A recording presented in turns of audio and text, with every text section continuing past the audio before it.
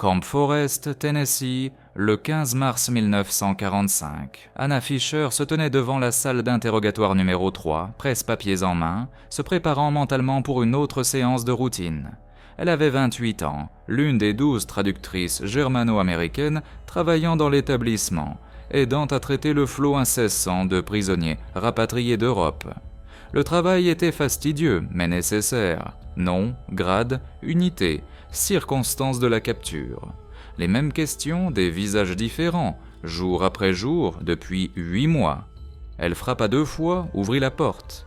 La prisonnière était assise, dos à l'entrée, mains jointes sur la table métallique, épaules rigides, avec l'attention de quelqu'un qui tente de maintenir sa dignité dans les circonstances les plus indignes. Procédure standard. Le capitaine Morrison, l'officier interrogateur, fit signe à Anna de prendre place. « Allemande », dit Morrison en faisant glisser un mince dossier sur la table. « Capturée près de Cologne il y a 3 semaines. Unité auxiliaire des transmissions de la Wehrmacht. Pas particulièrement coopérative jusqu'à présent. » Anna hocha la tête, s'installant sur sa chaise, ouvrant son carnet.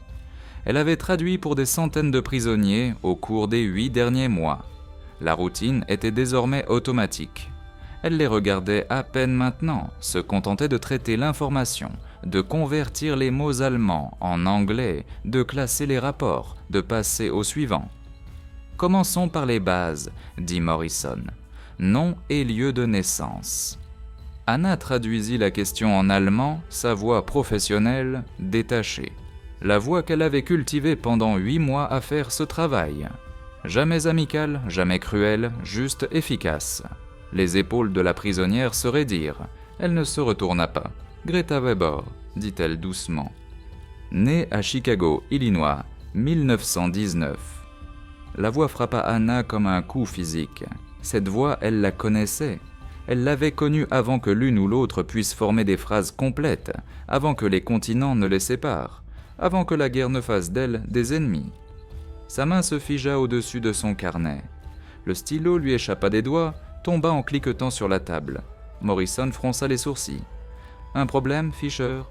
Anna ne pouvait pas parler, ne pouvait pas respirer, ne pouvait rien faire d'autre que fixer l'arrière de la tête de la prisonnière, la façon dont ses cheveux tombaient sur ses épaules, l'angle exact de sa nuque, qu'Anna reconnaîtrait n'importe où parce qu'elle avait grandi à ses côtés, parce qu'elle avait tressé ses cheveux 1000 fois quand elles étaient enfants, parce qu'elle avait vu cette même tête se pencher sur les devoirs à leur table de cuisine à Chicago, parce que c'était sa sœur. Lentement, la prisonnière se retourna, leurs regards se croisèrent. Pendant 3 secondes, le monde s'arrêta. Le visage de Greta perdit toute couleur. Sa bouche s'ouvrit, se referma, s'ouvrit à nouveau. Aucun son n'en sortit. Anna sentit son propre visage faire la même chose. Le choc, la reconnaissance, la terreur la submergeaient en un par vagues si puissantes qu'elle pensa qu'elle allait s'évanouir, là, dans la salle d'interrogatoire. 13 ans. 13 ans qu'elle n'avait pas vu ce visage. Fisher, la voix de Morrison semblait venir de très loin. « Vous allez bien ?» Anna se força à hocher la tête, força sa main à ramasser le stylo, força sa voix à fonctionner, bien qu'elle sortît mal, trop aiguë, trop tendue. « Oui, monsieur, pardon. J'ai cru reconnaître... Mais non, continuez s'il vous plaît. » Morrison l'étudia un instant, puis reporta son attention sur la prisonnière, sur Greta, sur la sœur d'Anna, qu'elle n'avait pas vue depuis 1932. Pas depuis que leur père l'avait ramenée en Allemagne, quand Anna avait 15 ans et Greta 13 ans, quand la famille s'était divisée en 2 parce que leurs parents ne pouvaient pas se mettre d'accord sur l'endroit où élever leur fille, dans un monde qui s'effondrait. « Weber », dit Morrison. « Chicago, Illinois. Quand avez-vous quitté les États-Unis » Les yeux de Greta étaient toujours fixés sur Anna. Son visage montrait tout. Le choc, la peur, le désespoir. 1000 questions silencieuses. Anna secoua légèrement la tête. « Pas ici, pas maintenant. Ne parle pas, ne révèle rien. » Greta comprit. Anna pouvait le voir dans ses yeux, la même compréhension qu'elles avaient développée enfant, le langage sans mots des sœurs. « 1932, dit Greta, sa voix plus ferme maintenant, bien que ses mains tremblent sur la table. Mon père est retourné en Allemagne. Je suis parti avec lui. » « Et votre mère ?» demanda Morrison. « Restée en Amérique. » Elle était citoyenne américaine, le mariage. Il n'a pas survécu. Morrison prit des notes. Il ne remarqua pas la façon dont la main d'Anna tremblait en traduisant, ne vit pas les larmes qui menaçaient au coin de ses yeux, ne comprit pas l'ampleur de ce qui se passait dans sa salle d'interrogatoire. Deux sœurs séparées par la guerre, maintenant assises d'acompte de part et d'autre d'une table dans un camp de prisonniers, l'une portant un uniforme américain, l'autre portant la marque de l'ennemi. Aucune ne pouvait dire la vérité, car la reconnaître les détruirait toutes les deux. Morrison interrogea sur son dossier de service. Greta répondit mécaniquement. Opération radio, relais de messages, travail administratif. Rien de combat, rien de sensible. Anna traduisit, sa voix restant d'une manière ou d'une autre stable, tandis que son esprit hurlait. C'était Greta, la petite Greta qui avait peur des orages, qui collectionnait les feuilles en automne et les pressait dans des livres, qui pleurait quand leur chat était mort et ne pouvait être consolé pendant des jours. Maintenant, elle était assise dans un uniforme de prison gris marqué des lettres PW, répondant à des questions sur son service dans la Wehrmacht, tandis qu'Anna traduisait pour l'ennemi qui l'avait capturé. « Nous continuerons demain », dit finalement Morrison. « Même heure, je veux plus de détails sur les protocoles de communication de son unité. » Les gardes vinrent emmener Greta, elle se leva lentement. À la porte, elle s'arrêta une demi-seconde, jeta un regard en arrière. Anna garda les yeux sur son carnet. La porte se ferma. Morrison rassembla ses dossiers. « Celle-là cache quelque chose, dit-il.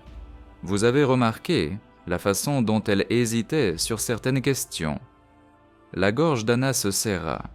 Quelle question ? La famille. Quand j'ai demandé s'il y avait des proches survivants, elle a dit que son père était mort en 1942, mais son visage, elle ne disait pas tout. Le monde d'Anna bascula. Leur père était mort. Greta venait de le lui dire, à travers Morrison, à travers ce terrible jeu du téléphone. Heinrich Fischer était parti, et Anna ne pouvait même pas demander comment. Le chagrin, parvint à dire Anna. Les gens cachent le chagrin, peut-être. Morrison se leva. Nous creuserons plus profondément demain. Obtenons plus d'informations sur sa situation familiale. Parfois, c'est là que se trouve le levier. Le levier. Ils voulaient utiliser leur famille comme levier. Oui, monsieur, dit Anna. Cette nuit-là, allongée dans ses quartiers, Anna ne dormit pas. Les questions ne s'arrêtaient pas. Comment Greta avait-elle fini dans la Wehrmacht ? Que s'était-il passé en Allemagne pendant ces 13 ans ? La mort de leur père était-elle naturelle ou liée à la guerre ? Greta blâmait-elle l'Amérique ?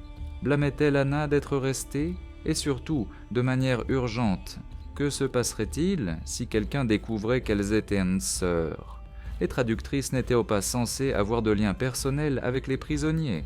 Cela compromettait l'objectivité, créait des risques de sécurité. Si quelqu'un l'apprenait, Anna serait retirée de son poste, possiblement enquêtée. Tout son dossier de service serait remis en question. Mais Greta, si on découvrait qu'elle avait de la famille travaillant pour les Américains, on pourrait la soupçonner de collaboration, d'être une taupe. Elle pourrait être isolée, interrogée plus durement, traitée comme une menace pour la sécurité. Garder le silence les protégeait toutes les deux, mais cela signifiait aussi qu'Anna devait s'asseoir en face de sa propre sœur jour après jour et prétendre qu'elle était une étrangère. Voici l'histoire d'Anna et Greta Fischer, deux sœurs déchirées par un monde qui les a forcées à choisir leur camp. Pendant les 46 prochaines minutes, vous les verrez naviguer dans la situation la plus impossible qui soit, reconnaître votre propre famille de l'autre côté des lignes ennemies, sachant que le reconnaître pourrait vous détruire toutes les deux. Il ne s'agit pas seulement de guerre, il s'agit des murs invisibles qui divisent les familles, des mensonges que nous racontons pour survivre, et du moment où garder le silence devient plus dangereux que de parler. Il y a 6 révélations majeures dans cette histoire. La première arrive dans 4 minutes, la mort de leur père et ce qu'elle signifiait. La deuxième à la minute 18, pourquoi Greta a rejoint la Wehrmacht. La troisième à la minute 28, ce qu'Anna faisait vraiment en tant que traductrice. La quatrième à la minute 36, quand les autres traductrices ont commencé à remarquer. La cinquième à la minute 44, le choix impossible de Greta. Et la dernière à la minute 48, ce qui s'est passé après la fin de la guerre. Vous devez rester pendant les 50 minutes complètes, car la fin n'est pas ce que vous attendez. Ce n'est pas Hollywood, ce n'est pas propre. Ce sont juste deux sœurs essayant de survivre dans un monde qui voulait qu'elles soient ennemies. Revenons à Chicago, 1925, quand ces sœurs n'étaient que des enfants, et que leur père a fait un choix qui les hanterait pour toujours. Le lendemain matin, Anna se présenta au service avec des cernes sous les yeux. Elle avait passé toute la nuit à revivre ce moment de reconnaissance. Le visage de Greta, le choc, la peur, la compréhension silencieuse qui était passée entre elles. Elle passa devant les baraquements des prisonniers en se rendant au bâtiment administratif. Quelque part là-dedans, Greta se réveillait pour sa première journée complète à Camp Forest. Avait-elle dormi ou avait-elle passé la nuit avec les mêmes questions qui tourmentaient Anna ? Dans le bureau des traductrices, sa collègue Sarah Chen était déjà à son bureau, examinant des dossiers pour ses propres séances d'interrogatoire. « Bonjour », dit Sarah en levant les yeux. « Tu as l'air terrible. Mal dormi ? Première séance, le trac. Tu fais ça depuis des mois. Non, juste un mal de tête. » Sarah hocha la tête avec sympathie. Morrison est un officier difficile avec qui travailler, très minutieux. Il va extraire chaque détail de cette prisonnière. L'estomac d'Anna se retourna. Cette prisonnière, c'est ce qu'était Greta maintenant, pas une sœur, pas de la famille, juste une prisonnière dont il fallait extraire des informations. « Tu as examiné son dossier ?» demanda Sarah. « Brièvement, germano-américaine, née à Chicago, partie enfant. C'est inhabituel. La plupart des prisonniers sont des Allemands natifs. Je me demande quelle est son histoire. » Anna garda son visage neutre. « Nous le découvrirons. » À 10 heures, Anna retourna à la salle d'interrogatoire numéro 3. Greta était déjà assise. Cette fois, Anna vit son visage dès le début. Vit la façon dont ses yeux suivaient les mouvements d'Anna à travers la pièce. Vit la question désespérée qu'il contenait. « Que faisons-nous » Morrison entra derrière Anna. « Reprenons où nous nous sommes arrêtés. Weber, parlez-moi de votre père. Vous avez dit qu'il était mort en 1942. » Les yeux de Greta se tournèrent vers Anna, puis revinrent vers Morrison. « Oui, dit-elle en allemand. Crise cardiaque, Berlin, août. » Anna traduisit, sa voix stable malgré l'émotion qui menaçait de la submerger. Leur père, mort depuis 3 ans, et Anna ne l'apprenait que maintenant, dans une salle d'interrogatoire, en traduisant les mots de sa sœur pour un officier américain. « Étiez-vous avec lui quand il est mort ?» demanda Morrison. « Oui. » D'autres membres de la famille ? Greta hésita. « Ma mère, en Amérique, mais je ne lui ai pas parlé depuis 1939. » Le souffle d'Anna se coupa. Leur mère, Dorothy Fisher, était toujours en vie, toujours à Chicago, toujours en attente de nouvelles d'une fille dont elle n'avait pas eu de nouvelles depuis 6 ans. « Pourquoi aucun contact ?» pressa Morrison. « La guerre, le service postal s'est arrêté. J'ai essayé d'écrire. Les lettres ont été retournées. » Morrison prit des notes. « Votre service dans la Wehrmacht ? Quand a-t-il commencé ? » 1943, après la mort de mon père. J'avais besoin de travail, de revenus. La Wehrmacht recrutait des auxiliaires pour des postes administratifs et de communication. Vous n'étiez pas motivé idéologiquement ? La mâchoire de Greta se crispa. « J'avais faim, capitaine. L'idéologie n'a pas d'importance quand on a faim. » Anna traduisit cela et Morrison haussa un sourcil. Honnête, au moins. La séance continua pendant une autre heure. Des questions sur son unité, ses fonctions, les noms des officiers avec qui elle avait travaillé. Collecte de renseignements standard, rien qui aiderait significativement l'effort de guerre. Mais Morrison construisait un profil, cherchait des incohérences, testait la tromperie. Pendant tout ce temps, Anna observait sa sœur. Greta avait changé. La fille douce qui pleurait sur les chats morts s'était endurcie en une femme qui parlait du travail de guerre avec une efficacité détachée. Mais en dessous, Anna pouvait encore voir des traces de l'enfant qu'elle se rappelait. La façon dont Greta mordait sa lèvre inférieure quand elle était nerveuse. La façon dont sa main gauche tripotait son col, de petits signes que seule une sœur reconnaîtrait. Quand la séance se termina et que Greta fut emmenée, Morrison se tourna vers Anna. « Votre évaluation ? » « Monsieur ? Vous faites ça depuis plus longtemps que moi. Quelle est votre lecture d'elle ? Anna choisit ses mots avec soin. Elle dit la vérité sur son service. Travail administratif de bas niveau, aucune implication au combat, elle n'est pas idéologique, elle a servi parce qu'elle devait survivre. D'accord, ce qui fait d'elle une bonne candidate pour la coopération? Le cœur d'Anna se serra. La coopération? Elle n'a aucune loyauté envers le régime nazi. Elle est germano-américaine, avec de la famille encore aux États-Unis. Si nous pouvons la retourner, la faire fournir des renseignements volontairement, elle pourrait être utile. Quel genre de renseignements? Nom, emplacement, protocole de communication. Même les détails administratifs peuvent aider à reconstituer les structures organisationnelles allemandes. Anna comprit immédiatement.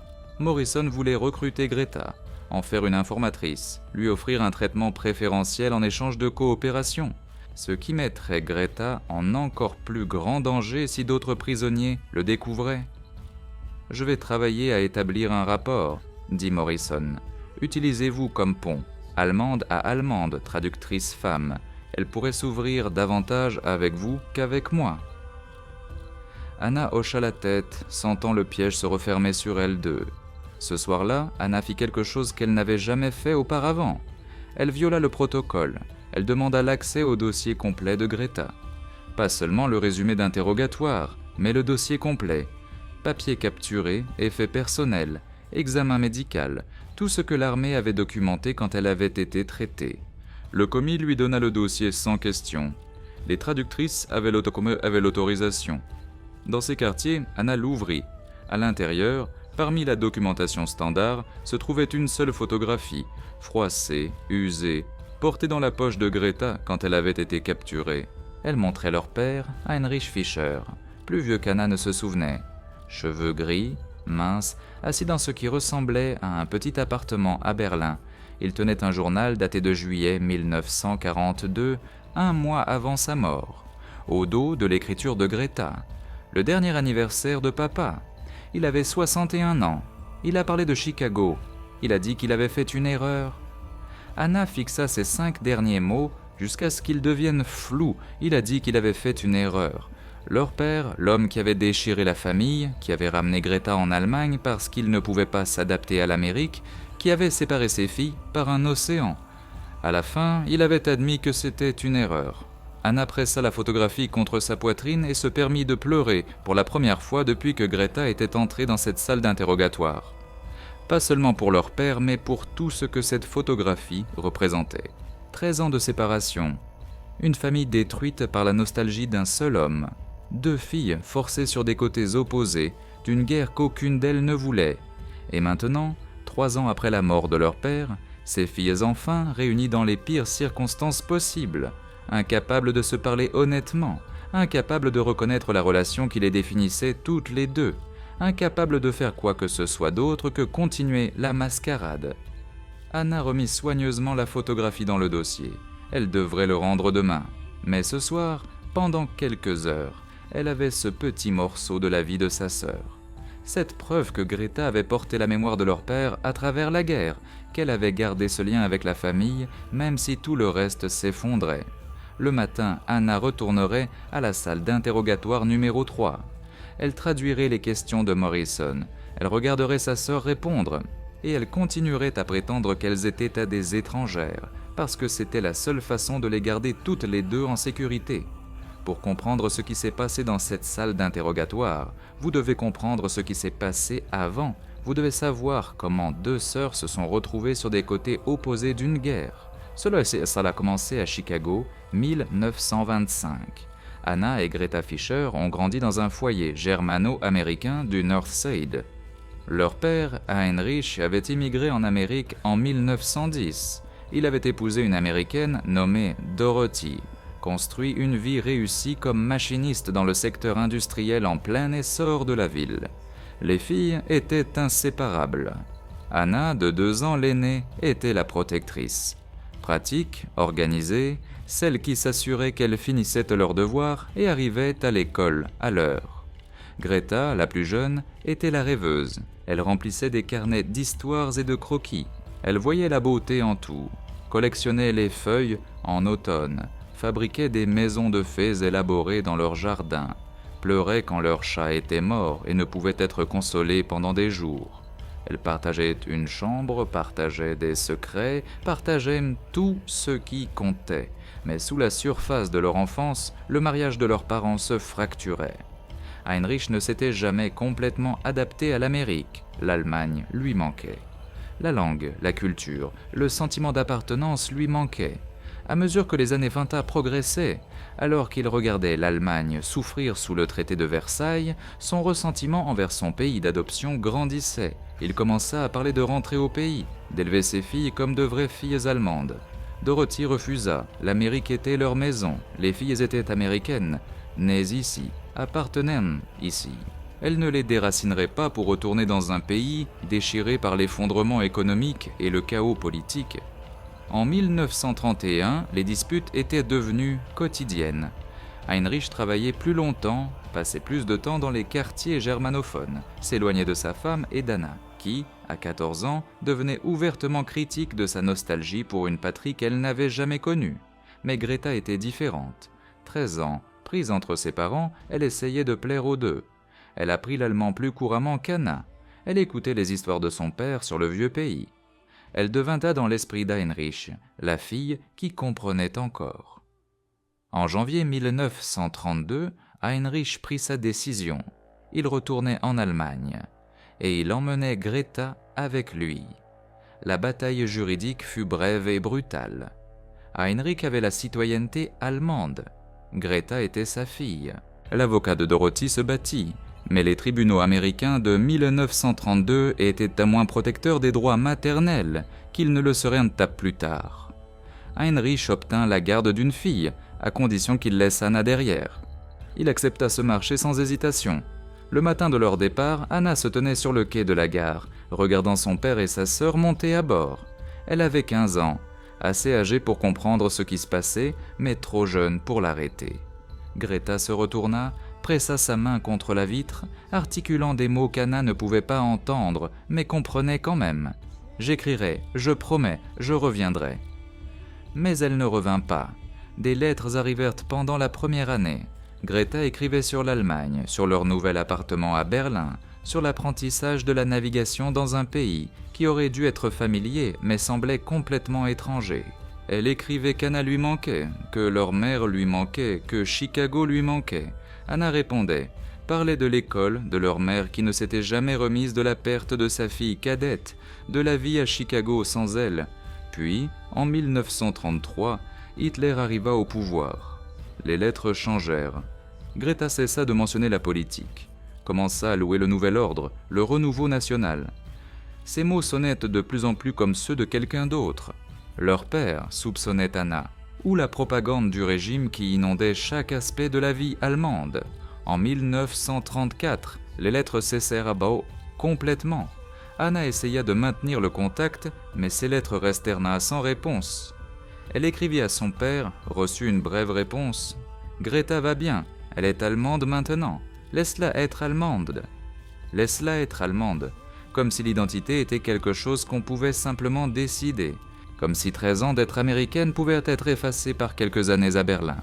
En 1936, Anna avait 18 ans, terminait le lycée, essayait de décider quoi faire de sa vie.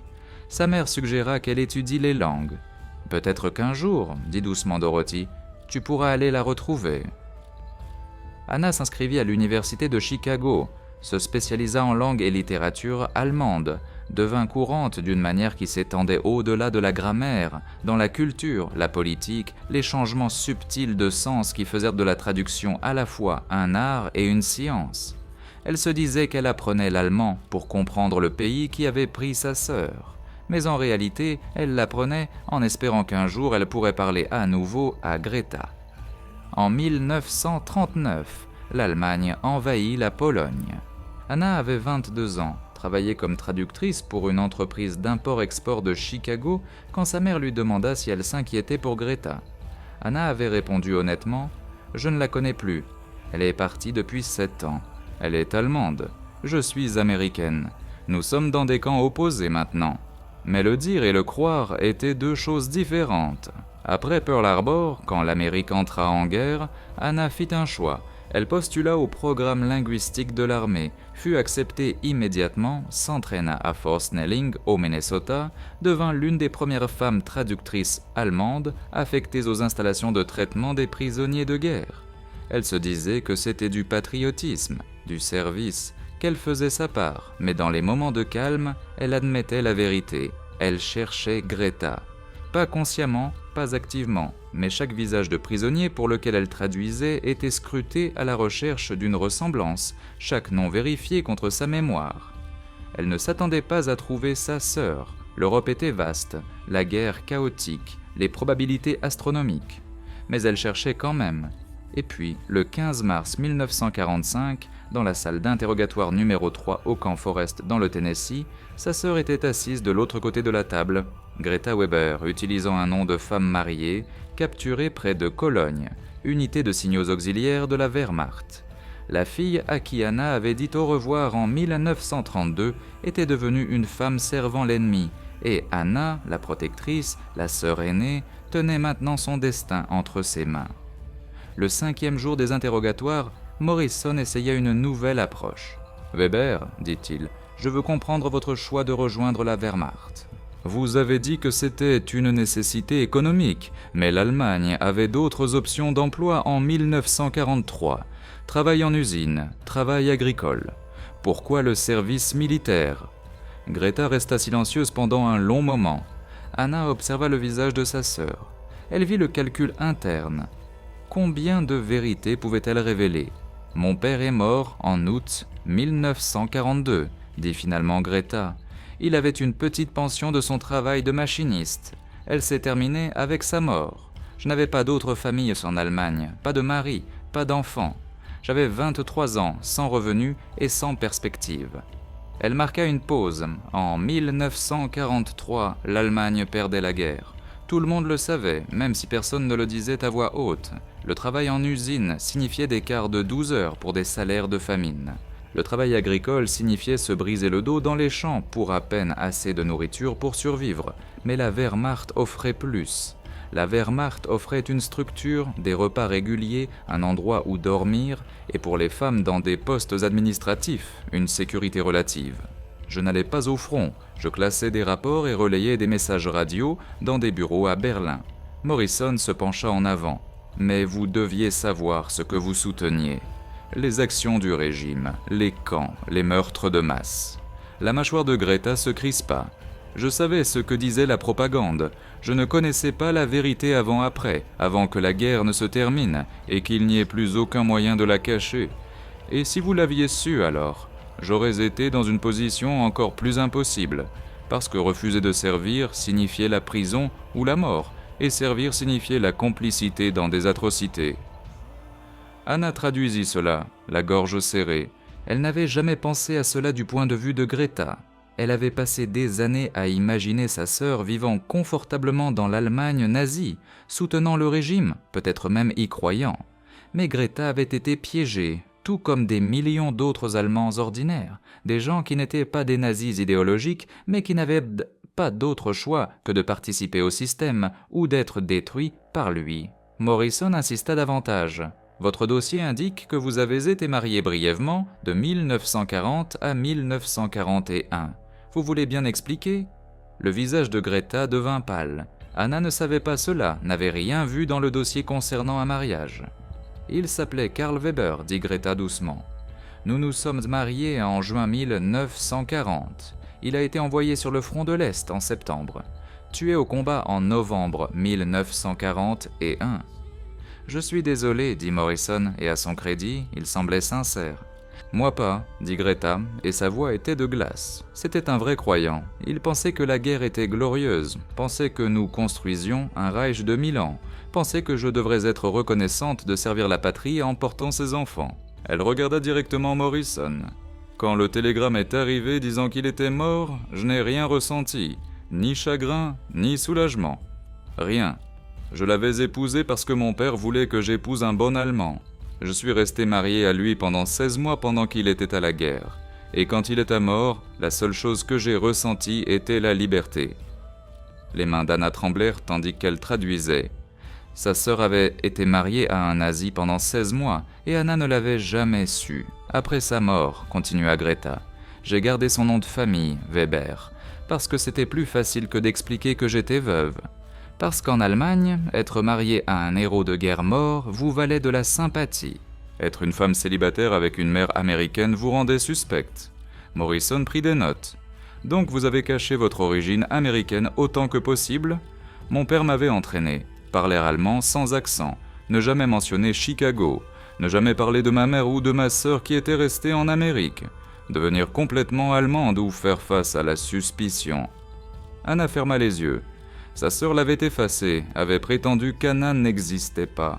Pas par haine ou trahison, mais par survie. Parce que reconnaître une sœur américaine dans l'Allemagne nazie aurait été dangereux, tout comme reconnaître une sœur allemande dans un camp de prisonniers américains était dangereux maintenant. Elles avaient toutes deux été forcées de s'effacer l'une l'autre, de prétendre que l'autre personne n'existait pas. Et maintenant elles étaient assises de part et d'autre d'une table, prétendant toujours, se cachant toujours, se protégeant toujours l'une l'autre de la seule façon possible, en maintenant le mensonge. Les interrogatoires d'As continuèrent. 3 séances par semaine, lundi, mercredi, vendredi, chacune durant 2 à 3 heures. Anna traduisait les questions de Morrison. Greta fournissait des réponses. Elle maintenait à la fiction qu'elles étaient des étrangères. Mais de petits moments perçaient. Lors d'une séance, Morrison posa des questions sur l'enfance de Greta à Chicago. Greta mentionna le parc où elle et sa sœur jouaient, la bibliothèque où elle passait les samedis après-midi, le glacier au coin de la rue qui faisait les meilleures maltes au chocolat. Anna dut traduire ses souvenirs, dut les prononcer à voix haute en anglais, tandis que ses propres souvenirs revenaient en force. Le même parc, la même bibliothèque, le même glacier. Morrison ne remarqua rien, mais Greta, si. Anna vit les larmes dans les yeux de sa sœur. Rapidement refoulées. Une autre fois, Morrison mentionna que la mère de Greta, Dorothy Fisher, était toujours en vie, vivant toujours à Chicago. La Croix-Rouge l'avait localisée. Le visage de Greta s'effondra juste une seconde, puis elle reconstruisit le masque. « C'est elle que je suis vivante » demanda Greta. « La Croix-Rouge l'informera » dit Morrison. « Pourrais-je lui écrire ? Finalement, après le traitement, il y a des procédures. Procédures, paperasserie, bureaucratie. » Pendant que leur mère attendait à Chicago, ne sachant pas si l'une ou l'autre de ses filles avait survécu à la guerre, Anna voulait crier. Voulait tout dire à Morrison. Qu'elle était la sœur de Greta, que leur mère méritait de savoir que ses 2 filles étaient vivantes, que toute cette mascarade était une torture pour tout le monde. Mais elle resta silencieuse, parce que révéler la vérité n'affecterait pas seulement elle et Greta, cela affecterait leur mère. Si l'armée découvrait qu'Anna avait caché sa relation avec une prisonnière, cela pourrait tout compliquer. Le statut de rapatriement de Greta, l'habilitation de sécurité d'Anna, même la capacité de leur mère à correspondre avec Greta. Le système exigeait la séparation, exigeait l'objectivité, exigeait que les relations familiales n'interfèrent pas avec la nécessité militaire. Alors Anna traduisait, jour après jour, séance après séance, et regardait sa sœur exister à quelques mètres seulement. Assez proche pour la toucher, mais infiniment distante. Lors de la 4e semaine, quelque chose changea. Morrison commença à poser des questions plus spécifiques sur les protocoles de communication de l'unité de Greta, sur les méthodes de cryptage, sur les noms des officiers qui traitaient les informations sensibles. Les réponses de Greta devinrent plus prudentes. « J'étais du personnel administratif de bas niveau », ne cessait-elle de dire. « Je n'avais pas accès aux détails opérationnels. »« Mais vous avez vu des choses », insista Morrison. « Vous avez entendu des conversations. Vous saviez qui était important. Capitaine, je classais des papiers et répondais au téléphone. Je n'étais pas au courant des discussions stratégiques. Morrison n'était pas satisfait. Vous les protégez. Des gens qui ne vous protégeraient pas. Pourquoi ? Je ne protège personne. Je n'ai simplement pas les informations que vous voulez. » La tension dans la pièce augmenta à chaque séance. Anna pouvait voir la frustration de Morrison, pouvait le voir pousser plus fort, essayer différents angles, augmenter la pression. Et elle pouvait voir Greta se retirer, devenir plus défensive, plus fermée, jusqu'à ce que finalement Morrison fasse son mouvement. « Weber, dit-il lors d'une séance du vendredi, en avril, je suis autorisé à vous faire une offre. » Greta se figea complètement. « Si vous coopérez pleinement, fournissez des informations détaillées sur votre unité, les noms des officiers, les procédures de communication, nous pouvons améliorer vos conditions ici. Quartier privé, meilleure nourriture, priorité pour le rapatriement quand la guerre se terminera. » Greta le fixa. « Vous voulez que je sois une informatrice ? Je veux que vous fassiez ce qui est juste. Aider à terminer cette guerre plus rapidement. Sauver des vies. En trahissant les gens avec qui j'ai travaillé ? En nous aidant à démanteler un régime qui a assassiné des millions de personnes. » Greta regarda Anna. Vraiment, la regarda pour la première fois depuis ce moment initial de reconnaissance. Elles maintinrent le contact visuel. Anna vit la question dans les yeux de sa sœur. Que devrais-je faire ? Et Anna réalisa avec une horreur maladive que Greta lui demandait, à travers la table, à travers les lignes ennemies, demandait à sa sœur des conseils, mais Anna ne pouvait pas répondre, ne pouvait rien faire d'autre que maintenir son masque professionnel de traductrice. Greta se retourna vers Morrison. « J'ai besoin de temps pour réfléchir, dit-elle. »« Vous avez 24 heures, répondit Morrison. Quand la séance se termina et que Greta fut emmenée, Morrison se tourna vers Anna avec satisfaction. « Nous la tenons, dit-il. Elle va coopérer. » Anna eut l'impression qu'elle allait vomir. Ce qu'Anna n'avait dit à personne, ce qu'elle ne pouvait dire à personne, c'est qu'elle n'était pas seulement traductrice. Depuis 6 mois, elle travaillait avec le contre-espionnage de l'armée, fournissant des informations sur les attitudes des prisonniers allemands, identifiant les risques potentiels pour la sécurité et, oui, aidant à identifier les candidats au recrutement. Cela avait commencé modestement. Un officier du contre-espionnage nommé colonel Hayes l'avait approché en octobre 1944. « Fisher, avait-il dit, vos rapports d'évaluation sont exceptionnels. Vous avez un instinct pour lire les prisonniers, comprendre les motivations. Nous aimerions que vous fassiez plus que simplement traduire. Quel genre de plus ? Observer, rapporter.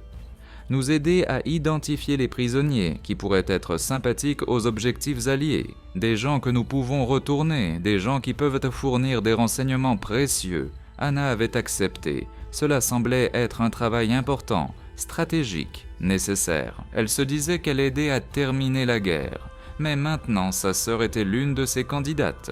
Maintenant, les rapports d'Anna au colonel Hayes incluaient des observations sur Greta Weber. Faible engagement idéologique, origine américaine, motivation économique plutôt que politique pour le service, vulnérable aux approches de recrutement. Anna avait écrit ces rapports avant de savoir que Greta était sa sœur. Maintenant, ces rapports étaient utilisés contre elle. La tentative de recrutement de Morrison, l'offre de meilleures conditions en échange d'informations, venait directement de l'évaluation d'Anna. Elle avait aidé à tendre le piège dans lequel sa propre sœur marchait maintenant. Cette nuit-là, Anna demanda une réunion d'urgence avec le colonel Hayes et se rencontrèrent dans son bureau tard, après que la plupart du personnel soit parti au quartier. « Monsieur, dit Anna prudemment, la prisonnière dans mes séances d'interrogatoire, Greta Weber, je dois divulguer quelque chose. » Hayes leva un sourcil. « Continuez, c'est ma sœur. » Le silence s'étira pendant 10 secondes. « Expliquez, dit finalement Hayes. Anna lui raconta tout. La séparation de la famille en 1932, les années perdues, le choc de la reconnaissance, la position impossible dans laquelle elle se trouvait maintenant.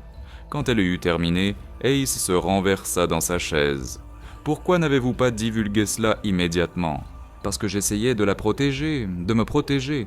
Je pensais que si je pouvais juste passer les interrogatoires, déposer des rapports neutres, elle serait traitée et transférée, et je n'aurais jamais à la revoir. Mais maintenant Morrison veut la recruter. » « Oui, monsieur. Et vous pensez que votre relation familiale devrait changer cela ?» Anna hésita. « Je ne sais pas ce que je pense, monsieur. Je sais juste que je ne peux plus être objective. Je ne peux pas m'asseoir dans cette pièce et traduire pendant que Morrison fait pression sur elle pour qu'elle informe sur les gens avec qui elle a travaillé. » Hayes l'étudia pendant un long moment. « Fisher, vous comprenez que votre sœur a servi la Wehrmacht volontairement, indépendamment de ses motivations. Elle faisait partie de la machine de guerre nazie. Oui, monsieur, et vous comprenez que nous essayons de terminer cette guerre, Que les renseignements de prisonniers comme elle peuvent en sauver des vies américaines. Oui, monsieur. Alors qu'est-ce que vous me demandez exactement de faire? Anna prit une respiration. Retirez-moi des interrogatoires. Assignez un traducteur différent. Laissez-moi prendre du recul. Et votre sœur, que lui arrive-t-il? Tout ce qui lui serait arrivé de toute façon. Mais sans moi dans la pièce. Ace secoua lentement la tête. Ce n'est pas comme ça que ça fonctionne. Votre évaluation est qu'elle est recrutable. Morrison est d'accord. Nous allons de l'avant avec cette approche. La seule question est de savoir si vous continuez comme traductrice ou si nous faisons venir quelqu'un d'autre. Faites venir quelqu'un d'autre, dit immédiatement Anna. Et vous pensez que ce sera plus facile pour votre sœur? Un étranger. Quelqu'un qui ne comprend pas son passé. Quelqu'un qui pourrait être moins sympathique. Le piège se refermait. Hayes se pencha en avant. Voici ce que je pense, Fisher. Je pense que vous être dans cette pièce est la meilleure chance de votre sœur. Parce que vous la comprenez. Parce que vous tenez à elle. Parce que vous vous assurerez que Morrison ne franchit pas les limites. Mais je ne peux pas. Vous pouvez. Et vous le ferez. Parce que c'est votre travail. Parce que votre pays a besoin que vous le fassiez. Et parce que votre sœur a besoin que vous le fassiez. Anna sentit les larmes menacées. Monsieur, ce n'est pas juste. La guerre n'est pas juste. Mais voici ce que je peux vous offrir. Si votre sœur coopère, si elle fournit des renseignements utiles, je m'assurerai qu'elle soit bien traitée, mieux que la plupart des prisonniers, et j'accélérerai son rapatriement le moment venu. Et si elle ne coopère pas? L'expression de Ace était grave, alors elle sera traitée comme n'importe quel autre prisonnier, ce qui pourrait signifier un séjour plus long, pourrait signifier des conditions moins confortables, pourrait signifier des complications avec son statut de rapatriement. Il utilisait Greta comme levier contre Anna. Donc mes choix sont, dit lentement Anna, aider Morrison à recruter ma sœur, ou la regarder subir les conséquences de son refus. Votre choix, dit Hayes, est de faire votre travail ou d'être retiré de votre poste, et probablement de faire face à une cour martiale pour fraternisation avec un prisonnier. Anna comprit. Il n'y avait pas de bon choix, juste différentes versions de trahison. Elle se leva. Je continuerai comme traductrice. Bien, et Fisher, votre sœur a de la chance de vous avoir dans cette pièce, même si elle ne le sait pas. Anna retourna à ses quartiers avec l'impression qu'elle venait de vendre sa sœur au plus offrant. Mais Hayes avait raison sur une chose. Mieux elle dans cette pièce que quelqu'un qui ne se souciait pas de ce qui arrivait à Greta. Le lundi suivant, Anna retourna à la salle d'interrogatoire numéro 3. Morrison commença la séance en demandant si Greta avait pris sa décision concernant la coopération. Greta regarda Anna, puis Morrison. « Je fournirai des informations générales sur les procédures administratives, dit-elle, mais je ne nommerai pas de nom. Je n'identifierai pas d'individus spécifiques qui pourraient y faire face à des poursuites. » Morrison fronça les sourcils. « Ce n'est pas l'accord, c'est mon offre. Vous réalisez que cela limite les avantages que nous pouvons fournir? Je comprends. » Morrison passa l'heure suivante à essayer de la faire changer d'avis, insistant pour des noms spécifiques, des emplacements spécifiques, des détails spécifiques qui allaient au-delà de ce que Greta avait offert. Greta tint bon. Anna traduisit les échanges, admirant le courage de sa sœur même si elle craignait ce que cela lui coûterait. Quand la séance se termina, Morrison était visiblement frustré. « Elle est difficile, dit-il à Anna. Voyez si vous pouvez lui parler. Traductrice à prisonnière, femme à femme. Parfois ça marche mieux qu'officier à sujet. » L'estomac d'Anna se serra. « Monsieur, je ne pense pas que... » « C'est un ordre, Fisher. Ayez une conversation avec elle, officieusement. Voyez si vous pouvez passer. » Alors 2 jours plus tard, Anna se retrouva dans la salle de récréation des prisonniers. C'était le soir. Greta était assise seule à une table près de la fenêtre, lisant un livre que la Croix-Rouge avait fourni. Anna s'approcha lentement. « Puis-je m'asseoir » demanda-t-elle en allemand. Greta leva les yeux. Leurs regards se croisèrent pour la première fois en 13 ans. Elles étaient dans une pièce sans Morrison, sans garde surveillant chaque mot, sans la structure formelle de l'interrogatoire. Juste 2 sœurs. « S'il vous plaît, dit Greta. » Anna s'assit. Pendant un long moment, aucune ne parla. « Je n'arrive pas à croire que c'est vraiment toi, » chuchota finalement Greta. « Je sais. Depuis combien de temps travailles-tu ici ? » « 8 mois. J'ai traduit pour des centaines de prisonniers. Et puis tu es entré et j'ai pensé que j'hallucinais, dit Greta. Penser que le stress m'avait finalement brisé, pareil, un autre silence. Tant de choses à dire. 13 ans à combler. Mais Anna savait qu'elles avaient d'avant quelques minutes, tout au plus, avant que quelqu'un ne remarque que cette conversation durait trop longtemps. Morrison veut que je te convainque de coopérer. Dis doucement, Anna. Le feras-tu ? Je ne sais pas. Que veux-tu que je dise ? Le rire de Greta était amer. Je veux que tu me dises quoi faire. Comme tu le faisais quand nous étions enfants, tu avais toujours la bonne réponse. J'étais une enfant. Je ne savais rien, tu en savais plus que moi.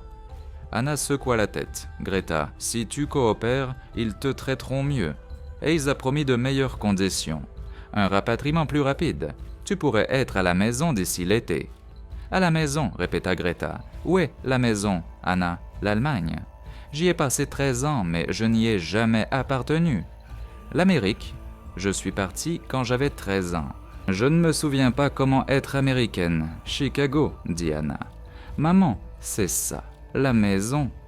Les yeux de Greta se remplirent d'élan de larmes. Va-t-elle bien ? Oui. Elle t'attend. C'est elle. À propos de toi, à propos de moi, que nous nous sommes retrouvés. Non, je n'ai dit à personne sauf à Hayes, et je n'aurais pas dû lui dire.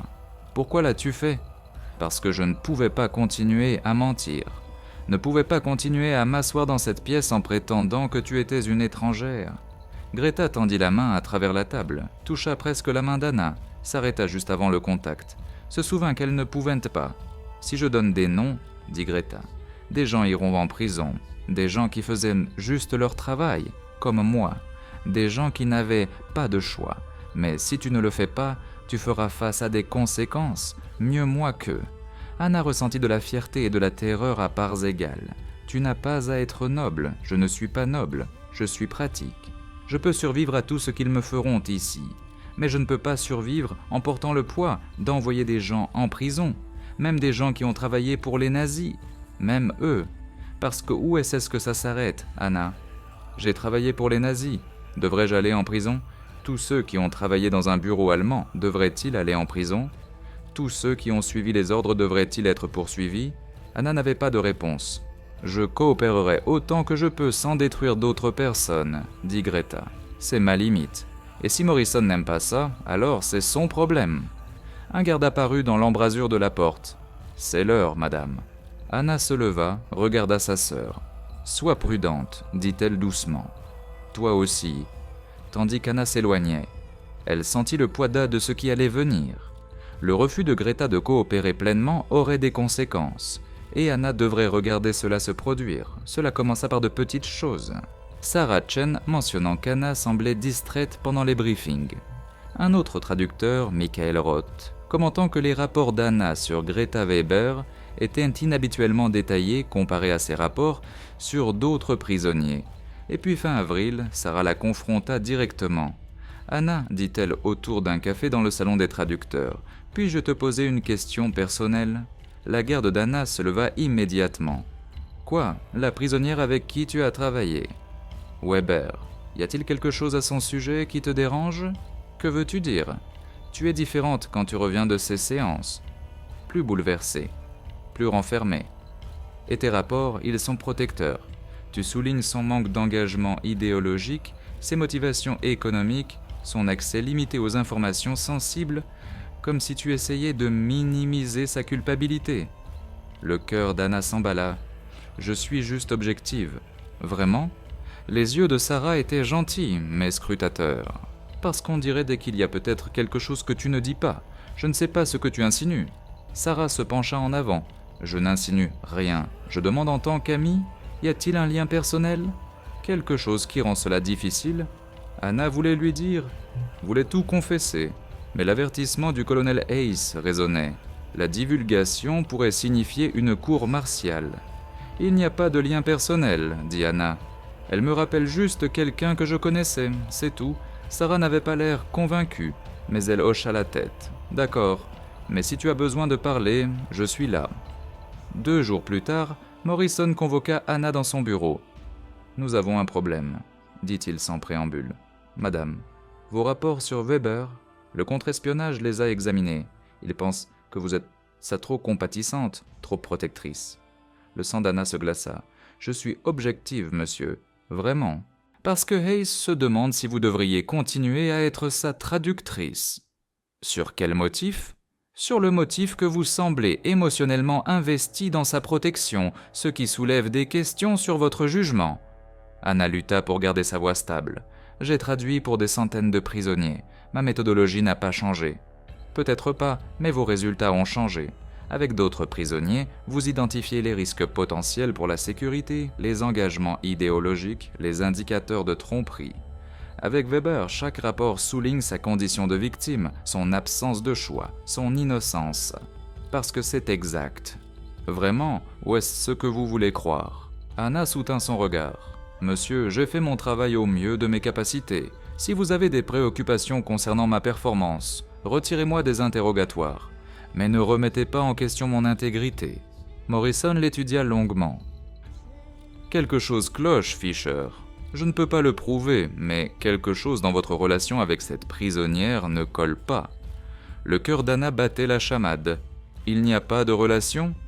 Alors pourquoi vous regarde-t-elle comme elle le fait ?» La question resta suspendue dans l'air. « Que voulez-vous dire ?» demanda Anna prudemment. « Pendant les interrogatoires, elle vous observe, cherche vos réactions, répond différemment selon votre langage corporel. C'est subtil, mais c'est là, comme si elle jouait pour un public d'une seule personne. » L'esprit d'Anna s'emballa. Greta avait été imprudente, avait laissé transparaître son attention portée à Anna. « Elle est probablement juste reconnaissante d'avoir une traductrice, » offrit Anna. « Quelqu'un qui parle sa langue comprend son parcours. » Peut-être. Morrison ne semblait pas convaincu. « Mais je vais recommander que nous fassions venir une traductrice différente, juste pour être sûr. » « Monsieur, changer de traductrice en plein interrogatoire perturbera le processus. Vous avez établi un rapport avec elle, elle commence à s'ouvrir. Une nouvelle traductrice signifie tout recommencer. Ou cela signifie éliminer quelle que soit la dynamique qui la retient. » Anna sentit la panique monter. « Donnez-moi 2 semaines de plus. Laissez-moi finir ce que nous avons commencé. Si vous ne voyez pas d'amélioration, alors changez de traductrice. » Morrison réfléchit. 2 semaines. Mais Fisher, si je découvre que vous avez caché quelque chose, cela ne mettra pas seulement fin à votre carrière, cela mettra fin à la sienne. Ils la mettront à l'isolement, la traiteront comme un risque pour la sécurité, rendront son temps restant ici très difficile. Je comprends, monsieur. Mais en quittant son bureau, Anna comprit autre chose. Le piège se refermait. Les gens remarquaient. Et bientôt, la vérité éclaterait. Anna avait 2 semaines pour trouver quoi faire. Elle ne pouvait pas continuer à traduire pour Greta sans que les gens remarquent leur connexion. Mais elle ne pouvait pas arrêter de traduire sans laisser Greta vulnérable à quelqu'un qui ne se souciait pas de son bien-être. La situation était impossible. Et elle empira. Début mai, alors que la reddition de l'Allemagne devenait inévitable, le camp Forrest commença les préparatifs pour traiter des milliers de prisonniers supplémentaires. De nouveaux traducteurs étaient recrutés, les protocoles de sécurité renforcés et le contre-espionnage augmenta la surveillance des prisonniers considérés comme des risques potentiels pour la sécurité. Le nom de Greta apparut sur cette liste, non pas à cause de quelque chose qu'elle avait fait, mais parce que son refus de coopérer pleinement avait levé des drapeaux rouges. Combinée à ses origines américaines et à son placement dans le travail de signalisation, elle fut catégorisée comme « préoccupation élevée », ce qui signifiait une surveillance supplémentaire, des interrogatoires plus fréquents, une possible ségrégation de la population générale. Le colonel Hayes convoqua Anna dans son bureau. « Votre sœur rend cela plus difficile que nécessaire », dit-il sans détour. « Elle coopère dans ses limites éthiques. » Ces limites éthiques vont la faire envoyer dans un établissement disciplinaire. Il existe des camps spécifiquement pour les prisonniers non coopératifs, des conditions plus dures, des temps de traitement plus longs. Anna se sentit malade. Elle n'est pas hostile, elle protège juste des gens. Elle protège des nazis. Elle protège des êtres humains qui se trouvent travailler dans des bureaux allemands. Hayes soupira. Fisher, je comprends votre position, mais j'ai les mains liées. Si elle ne fournit pas de renseignements exploitables, elle sera reclassée, et je ne peux rien y faire. Et si je la convainquais de coopérer plus pleinement, le pouvez-vous ? Je ne sais pas, mais je peux essayer. Ace hocha lentement la tête. Vous avez 1 semaine. Après cela, la décision remonte la chaîne, hors de mon contrôle. Anna demanda une autre conversation officieuse avec Greta. Cette fois, elles se rencontrèrent dans la bibliothèque de la prison. Une petite pièce, 2 gardes à l'extérieur, 10 minutes maximum. Anna ne perdit pas de temps. « Ils vont te transférer », dit-elle en allemand. « Et dans un établissement plus dur, à moins que tu ne coopères davantage. » Le visage de Greta ne changea pas. « Je m'y attendais. »« Tu t'y attendais ? Greta, comprends-tu ce que cela signifie ? Des conditions pires, une captivité plus longue, des poursuites brouhaha possibles après le rapatriement. » « Je comprends. »« Alors, pourquoi ne leur donnes-tu pas simplement ce qu'ils veulent ?» Greta regarda sa sœur avec une expression qu'Anna ne pouvait pas tout à fait déchiffrer. « Te souviens-tu quand nous étions enfants ?» demanda Greta. « Quand papa nous a surprises en train de voler des biscuits dans la cuisine ?» La question était si inattendue qu'Anna cligna des yeux. « Quoi ? Il a demandé qui l'avait fait, qui avait pris les biscuits, et j'ai dit que c'était moi, même si c'était toi, tu te souviens ? Oui, j'ai menti pour te protéger, j'ai eu des ennuis pour que tu n'en aies pas, et tu étais si en colère. Tu as dit que j'aurais dû dire la vérité, que mentir était mal, même pour protéger quelqu'un. » Anna sentit les larmes piquer. « Nous avions 8 et 6 ans, ce n'est pas la même chose. N'est-ce pas ? Tu m'as appris que protéger les gens signifie parfois accepter les conséquences. Alors c'est ce que je fais. Mais il ne s'agit pas de biscuits, Greta. Il s'agit de ta vie, de ton avenir, et de la vie d'autres personnes, de l'avenir d'autres personnes. Je ne les détruirai pas pour me sauver. » Anna voulait crier, voulait secouer sa sœur, voulait lui faire comprendre que la noblesse ne la sauverait pas. « Maman a besoin que tu rentres à la maison, » essaya Anna. « Elle a attendu 13 ans. Elle ne peut pas te perdre à nouveau. Maman comprendrait. » « Vraiment ? Ou te supplierait-elle de faire tout ce qu'il faut pour survivre ?» Greta sourit tristement. « Tu as probablement raison, mais je dois vivre avec moi-même, et je ne peux pas vivre en vendant les gens. » Le garde frappa. Le temps était écoulé. Alors qu'Anna se levait pour partir, Greta tendit la main. Cette fois, elle toucha effectivement la main d'Anna, juste 1 seconde, juste assez pour qu'Anna sente la chaleur de la peau de sa sœur après 13 ans. « Je suis désolé d'être partie, » chuchota Greta. « Je suis désolé que papa m'ait emmené et que je n'ai pas pu revenir. Je suis désolé pour tout. Ce n'était pas ta faute. Peut-être pas, mais je suis quand même désolé. Greta, prends soin de maman. Dis-lui que je l'aimais. Dis-lui que je n'ai jamais cessé de penser à Chicago, à elle, à toi. Dis-le lui toi-même quand tu rentreras à la maison. » Greta serra la main d'Anna, la lâcha. « Peut-être, » dit-elle. Mais Anna entendit ce qu'elle voulait vraiment dire. Au revoir. Le 7 mai 1945, l'Allemagne capitula. La nouvelle se répandit dans le camp Forrest comme une traînée de poudre. Les soldats acclamèrent, les prisonniers pleurèrent. La guerre en Europe était terminée, mais pour Greta, la reddition signifiait quelque chose de différent. 2 jours plus tard, elle fut transférée dans un logement ségrégué, non pas comme punition, mais comme protocole de sécurité en attendant la reclassification. Anna essaya de la voir. L'accès lui fut refusé. Elle alla voir le colonel Hayes. « Monsieur, la guerre est terminée. Elle n'est plus une menace. La fin de la guerre ne change pas son statut de prisonnière non coopérative. Mais cela devrait changer la façon dont nous la traitons. Elle sera rapatriée bientôt de toute façon. Pourquoi la mettre à l'isolement maintenant ?» Hayes sembla mal à l'aise. « Il y a des préoccupations. » « Quelles préoccupations ? » Concernant ses liens familiaux, concernant le fait qu'elle ait été en contact avec des proches américains, concernant le fait qu'elle pose un risque pour la sécurité. Le sang d'Anna se glaça. « Vous pensez qu'elle est une espionne ? » « Nous pensons qu'elle cache quelque chose, et jusqu'à ce que nous déterminions quoi, elle reste à l'isolement. » Anna réalisa avec horreur ce qui se passait. Il soupçonnait que Greta avait de la famille américaine. C'est pourquoi il l'avait mise à l'isolement. Ils enquêtaient sur son passé plus minutieusement, ce qui signifiait qu'ils se rapprochaient de la découverte qu'Anna était sa sœur. Anna avait un choix à faire. Elle pouvait rester silencieuse, laisser l'enquête se poursuivre, espérer qu'il ne fasse pas le lien. Ou elle pouvait tout avouer maintenant, contrôler le récit, peut-être protéger Greta de pires conséquences. Cette nuit-là, Anna ne put dormir. Elle pensa à Greta assise dans le logement ségrégué, seule, probablement terrifiée. Elle pensa à leur mère à Chicago, attendant des nouvelles. Elle pensa à 13 ans de séparation, au moment dans cette salle d'interrogatoire où elle s'était reconnue pour la première fois, à chaque session depuis lors, où elles avaient dû faire semblant. Et elle prit sa décision. Le lendemain matin, Anna entra dans le bureau du colonel Hayes. « Monsieur, dit-elle, je dois faire une divulgation complète concernant Greta Weber et me concernant. » Hayes désigna une chaise. « Je vous écoute. » Anna prit une inspiration et lui dit tout. Non seulement que Greta était sa sœur, mais aussi que leur père avait emmené Greta en Allemagne.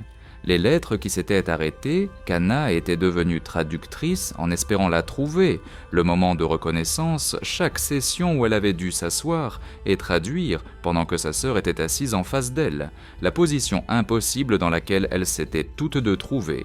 Quand elle eut fini, Hayes resta silencieux, longtemps. « Pourquoi maintenant » demanda-t-il finalement. « Pourquoi avouer maintenant » Parce qu'elle est dans un logement ségrégué, parce que vous soupçonnez qu'elle cache des liens familiaux. Et c'est le cas, elle me cache, et je ne la laisserai pas porter le blâme pour cela. Vous réalisez que cela signifie la fin de votre poste ici, une possible cour martiale, certainement la fin de votre habilitation de sécurité. Je sais. Et vous êtes prête à accepter cela ? Oui, mais je veux quelque chose en échange. Hayes haussa un sourcil. Vous n'êtes pas vraiment en position de négocier. Laissez Greta sortir de l'isolement. Traitez-la pour le rapatriement normalement. Ne la punissez pas parce que j'ai omis de divulguer notre relation. Elle savait qui vous étiez et ne l'a pas divulgué non plus. Que devait-elle faire ? Entrer dans l'interrogatoire de Morrison et annoncer « Au fait, cette traductrice est ma sœur ». Elle suivait mon exemple, faisant confiance au fait que je savais ce que je faisais. Hayes réfléchit. « Si j'accepte de la traiter normalement, vous acceptez l'entière responsabilité de l'omission de divulgation ? » Oui. Vous ferez face aux conséquences ? Je comprends. Hayes décrocha son téléphone, passa un appel, eut une brève conversation qu'Anna ne put pas entièrement entendre. Il raccrocha, regarda Anna. « Votre sœur sera renvoyée dans la population générale cet après-midi. Elle sera traitée pour le rapatriement avec le prochain groupe partant pour l'Allemagne, probablement d'ici la fin du mois. » Merci, monsieur. Ne me remerciez pas. Vous venez de mettre fin à votre carrière militaire et vous vous êtes peut-être exposé à de graves accusations. Cela en valait la peine. Vraiment ? Demanda Hayes. Votre sœur rentrera chez elle.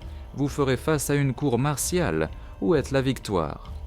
La victoire, dit Anna, c'est que je l'ai finalement protégée comme j'aurais dû le faire il y a 13 ans, quand papa l'a emmenée. Comme je ne pouvais pas le faire alors, mais que je peux maintenant. Hayes secoua la tête. « Vous êtes congédié, Fisher.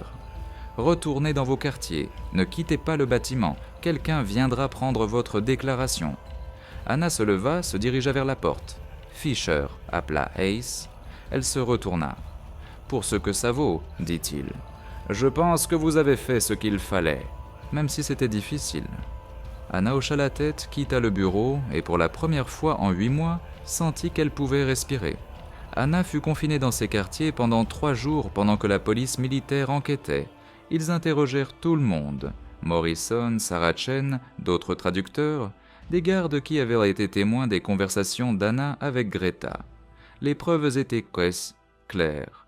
Anna avait su que Greta était sa sœur dès la première session, avait omis de le divulguer, avait continué à traduire malgré le conflit d'intérêts évident. Mais l'enquête révéla aussi autre chose. Les traductions d'Anna avaient été exactes. Ses rapports, bien que protecteurs, n'avaient pas été malhonnêtes. Elle avait documenté tout ce que Greta avait dit correctement. Elle avait suivi le protocole de toutes les manières, sauf une. Elle avait caché leur relation. Et de manière cruciale, Greta n'avait jamais demandé à Anna un traitement spécial, n'avait jamais essayé d'utiliser leur lien familial pour obtenir un avantage. Les 2 sœurs avaient maintenu des limites professionnelles malgré le lien personnel. Le 4e jour, le colonel Hayes revint dans les quartiers d'Anna. « Vous ne serez pas traduite en cour martiale, dit-il. Anna leva les yeux, surprise. « Monsieur, le contre-espionnage a tout examiné. Vous avez violé les protocoles de divulgation, mais vous n'avez pas compromis la sécurité. Votre traduction était exacte. Votre conduite était par ailleurs exemplaire. Alors, il vous offre un accord. Quel genre d'accord? Décharge. Honorable, mais immédiate. Vous quittez l'armée. Vous perdez votre habilitation de sécurité, mais vous ne faites pas face à des accusations criminelles. Anna absorba cela. Et mon dossier de service. Il indiquera que vous avez accompli votre devoir de manière satisfaisante et que vous avez été libéré en mai 1945. Les circonstances ne seront pas détaillées. Qu'en est-il de Greta? Elle est en cours de traitement pour le rapatriement, devrait embarquer la semaine prochaine. La Croix-Rouge a été notifiée. Votre mère recevra un message indiquant que ses 2 filles ont survécu à la guerre. Anna sentit les larmes venir. Puis-je la voir avant qu'elle parte? Ace hésita.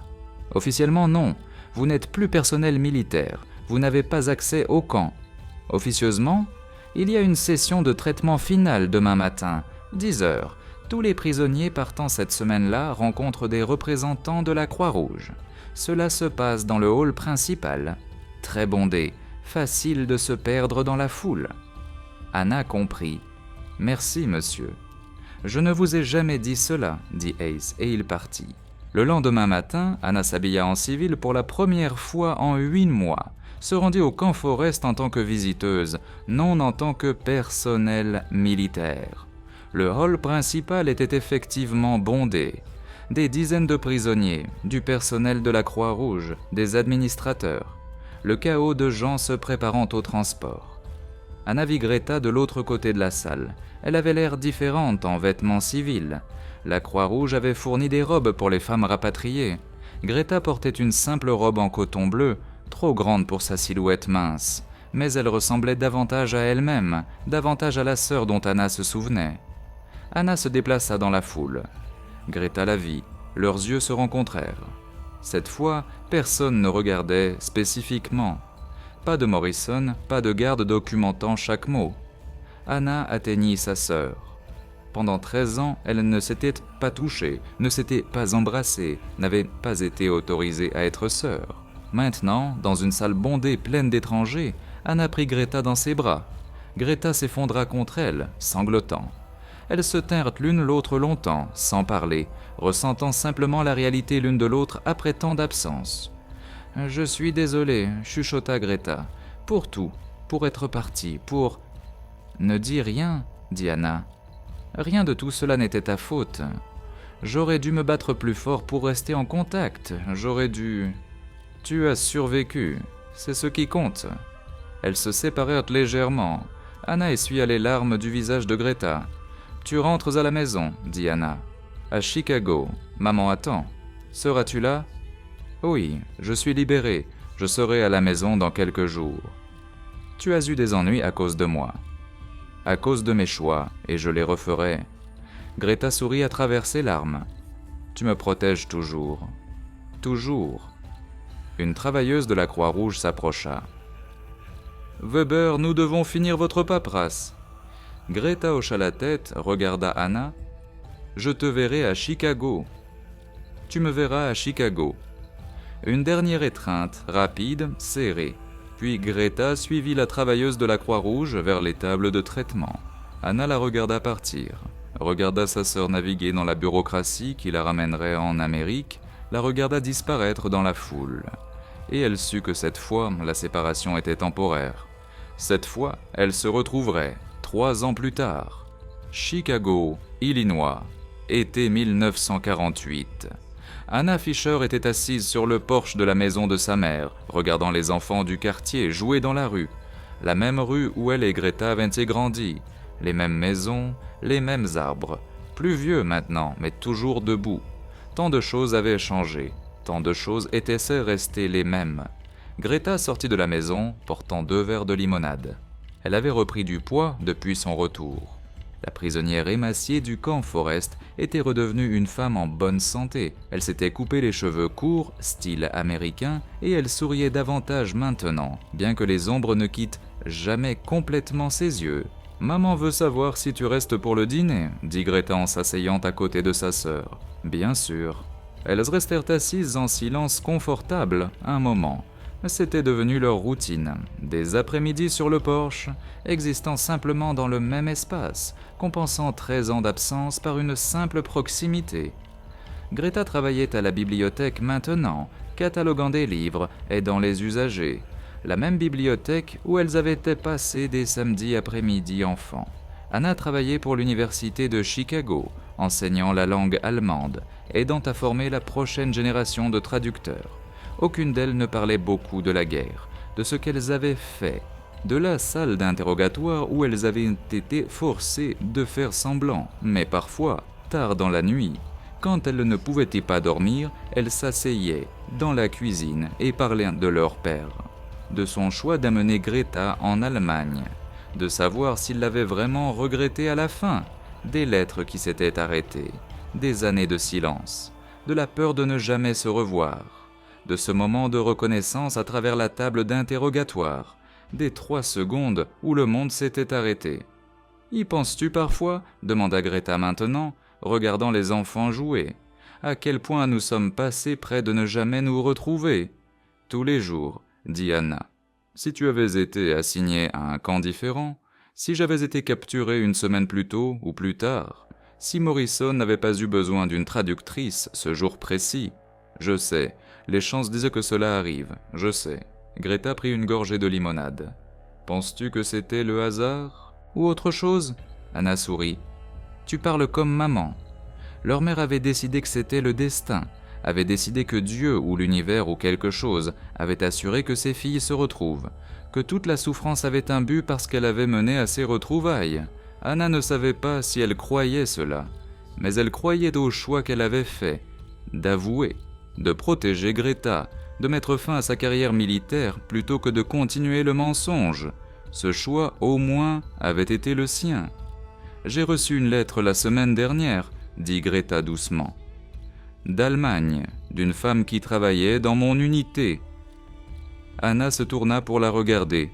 « Elle voulait me remercier, » continua Greta, « de ne pas avoir donné de nom quand les Américains ont demandé. Elle a dit que 3 personnes de notre bureau ont été enquêtées, mais sans mon témoignage, les accusations ont été abandonnées. »« Le regrettes-tu » demanda Anna. « De ne pas avoir coopéré davantage ?» Greta réfléchit. « Non, mais je comprends pourquoi tu voulais que je le fasse. Tu essayais de me protéger. J'essaie toujours de te protéger, c'est ce que font les grandes sœurs. Même quand la petite sœur n'en a plus besoin. » Anna sourit. « Surtout alors. » Une voiture s'arrêta. Leur mère, Dorothy, revenait du marché. Elle avait vieilli pendant les années de guerre, mais avoir ses 2 filles aidées à la maison avait restauré une partie de sa vitalité.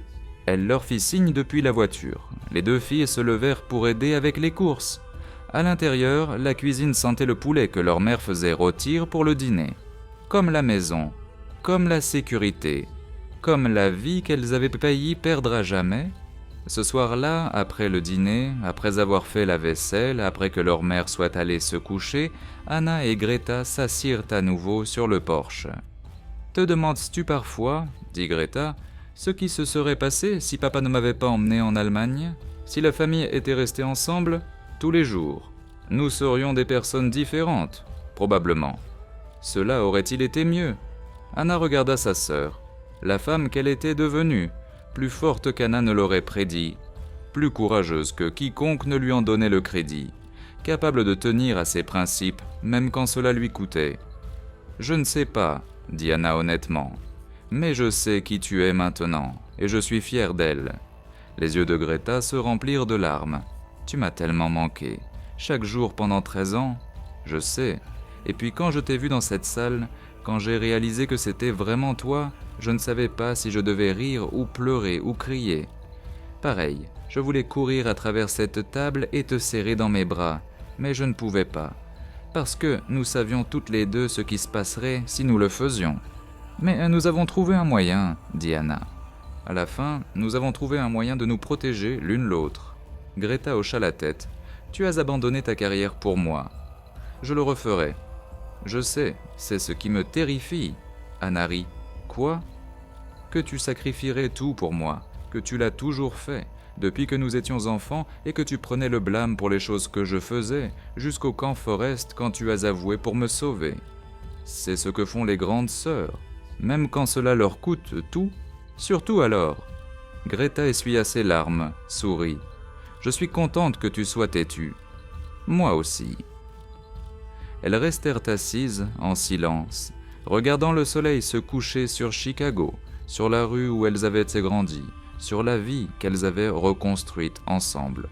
13 ans de séparation, 8 mois de faire semblant, 3 secondes de reconnaissance, et maintenant le reste de leur vie pour rattraper le temps perdu. « Anna » dit Greta doucement. « Oui, merci. Pour ne jamais avoir abandonné, pour m'avoir cherché, pour m'avoir trouvé. » Anna prit la main de sa sœur, la serra. « Toujours, dit-elle. Je te chercherai toujours, je te trouverai toujours. Même quand cela leur coûte tout, c'est ce que fait une famille, mais que fais-je pour toi ?» Anna prit la main de sa sœur. « Tu es revenue après 13 ans, après une guerre, après tout ce qui a essayé de nous séparer. Tu es revenue, c'est suffisant. » Les lampadaires s'allumèrent, les enfants du quartier furent appelés à l'intérieur par leur mère. La soirée d'été s'installa dans une obscurité confortable. 2 sœurs étaient assises sur un porche à Chicago. Elles avaient été séparées par un océan, par une guerre, par des circonstances indépendantes de leur volonté. Elles avaient été forcées de s'asseoir face à face, en tant qu'ennemies, incapables de parler, incapables de reconnaître le lien qui les unissait. Mais à la fin, elles avaient même retrouvé leur chemin. Non pas vers ce qu'elles étaient avant, c'était impossible, la guerre les avait toutes deux trop changées, mais vers quelque chose de nouveau, quelque chose construit sur la compréhension que la famille survit même au pire que le monde puisse lui infliger. « Je suis contente que tu aies été la traductrice, » dit doucement Greta. « Même si c'était difficile, même si cela t'a mise dans une position impossible, je suis contente que ce soit toi. Pourquoi ? Parce que tu étais la seule personne dans tout ce camp qui me voyait comme un être humain, qui me voyait comme plus qu'une simple prisonnière ennemie, qui me voyait comme Greta. » Anna serra la main de sa sœur. « Je te verrai toujours comme Greta, même quand j'étais Weber, même quand je portais cet uniforme gris, même alors, surtout alors. » Le porche craqua sous elles, le même porche où elles s'étaient assises enfants, où elles avaient fait des projets et raconté des secrets et promis d'être sœurs pour toujours. Cette promesse avait survécu à 13 ans de séparation. Elle avait survécu à une guerre. Elle avait survécu à une salle d'interrogatoire où aucune des deux ne pouvait parler. Et maintenant, enfin, elle pouvait simplement exister. Simple, vraie, intacte. 2 sœurs enfin chez elles.